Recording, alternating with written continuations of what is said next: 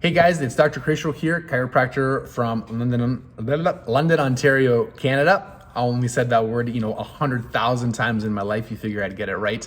Hopefully, I'm always weary about the talking head videos, but I hope I can provide value. And today what I'm going to be talking about is a question that came up last week in practice. And Jen, I really hope I have a memory like Swiss cheese. I hope I remember the spirit of your question correctly.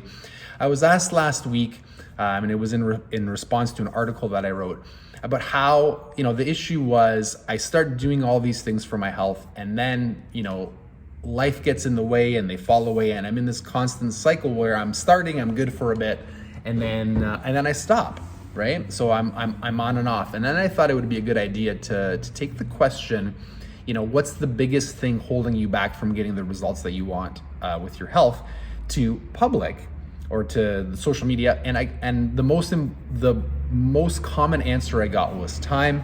There were a couple of people that put priorities, mindset came up, myself, which I thought was an interesting answer. So I wanted to record a video on these things because they all come from they all have the same solution, right? So I have a couple points here that I want to talk through. And the first thing, that no matter where you are on the spectrum, whether you're experienced or whether you're just starting out or whether you've started and stopped a million times, the first thing to keep in mind is to give yourself some grace.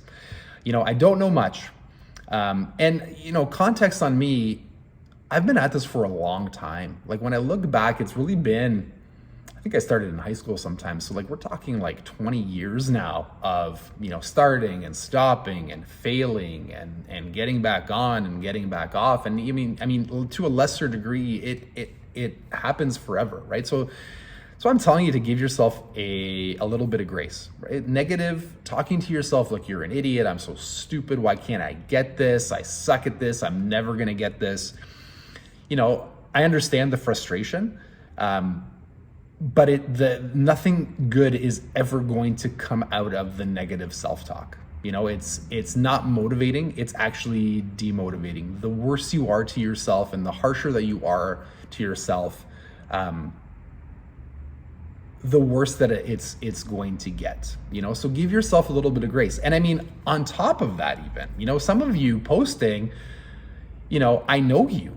And you've been through some crap in the last year, and you've been through some crap in your life, failed relationships and single parenting, and you're doing awesome, right? Give yourself a little credit here. You're doing amazing, and keep things in proper context, right? Right now at this time, when you're watching this video, it might not be the season in your life when your health, or at least this aspect of your health, right? Because leaving crappy relationships is you getting healthy, right? Figuring out your schedule and taking care of your children and dealing with these other issues, that is part of you getting healthy, and I understand that you want to look a certain way, or you want to be a certain way, or whatever your health goals are, which I think is excellent, by the way, but just understand that it's a long road. The only way that you're ever going to fail is if you stop, right? And you're doing great. And I understand you might not be where you are, and that sucks, but you're on the path, right? So step number one, give yourself, and I'm just reading my notes here, so I apologize. I want to make sure I get this one right, because this is honestly the biggest one. When I look back, it was just being okay with me not doing it the way that I know it needed to be done, and being okay with that, and understanding that tomorrow is a new day, or next year is whatever you are, that you'll get another chance. Probably mindset wise was the single-handed best thing that I ever did, right? So keep that in mind, and always be giving yourself some grace, and always at least believe that you are doing the best that you can. Right? And yes, you're right. It's not always optimal, but it's still the best that you can. Number two, after that's done, right? Or after even having, maybe what needs to happen is maybe you need to have an honest conversation with yourself that maybe it's just not that important, right? This is kind of like a 1B, right? Maybe the answer is, and it might be painful to admit it, And I had this conversation, right? My goal, if you've been following me or paying attention to anything that I've been saying, 2 years ago was I'm going to be a CrossFit athlete when I was, by the time I was 55, that was the goal. And then I started to understand what was actually necessary in order for me to meet that goal. And it wasn't something that I was okay with doing anymore. I didn't have an interest. It wasn't that important to me, right? So maybe, I don't know, man, maybe eating a certain way or eating certain foods or weight training or doing whatever it is that you say that's important to you, maybe it's not that important to you. And you know what? That's okay too, right? But again, at least having these thoughts and this conversation with yourself is vital to get a clear picture of what it is that you actually want in life. Okay, so that's number one. Number two is do a time audit, right? Like if you don't have enough time, right? If you really don't have enough time, the first thing you need to find out is what you're actually spending your time on.